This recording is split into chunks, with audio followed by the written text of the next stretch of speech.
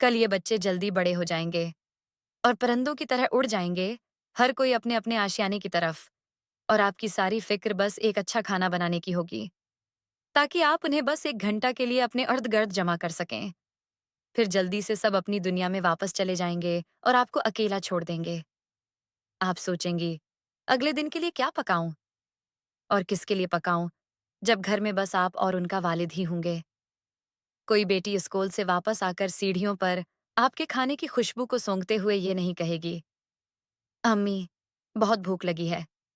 اور بیٹا اسکول سے آ کر دوڑتا ہوا کچن میں جائے گا، برتنوں کے ڈھکن کھولے گا، تھوڑا سا چکھے گا اور کہے گا، امی، میں بھوک سے مر رہا ہوں۔ یا اللہ، یہ وقت کب گزر گیا، یہ دن اتنی تیزی سے کیسے اڑ گئے۔ روزانہ آپ سوچتی تھیں کہ آج کیا پکاؤں تاکہ سب کی پسند کو خوش کر سکوں۔ آپ کبھی کبھار تنگ بھی آ جاتی تھیں جب بیٹا آپ سے کوئی خاص ڈش بنانے کو کہتا تھا، یا بیٹی آپ سے کوئی میٹھا مانگتی تھی اور آپ سے منتیں کرتی تھی۔ آج آپ دل میں یہ خواہش کرتی ہیں کہ کاش کوئی آپ سے کوئی کھانے کی فرمائش کرے تاکہ آپ دوبارہ ان سب کو اپنے ارد گرد جمع کر سکیں۔ یا اللہ، کتنی شدت سے آپ ان دنوں کو یاد کریں گی۔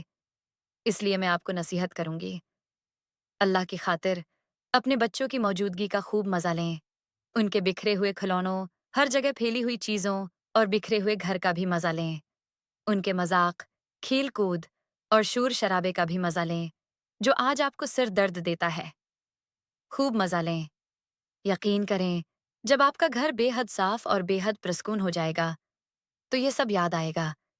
جائیں، اپنے بچوں کو جتنا ہو سکے گلے لگائیں، ان کی بچپن کی شرارتوں اور ان کے ارد گرد موجود ہونے کا بھرپور لطف اٹھائیں، کیونکہ وہ اتنی تیزی سے بڑے ہو جاتے ہیں جتنا آپ سوچ بھی نہیں سکتے۔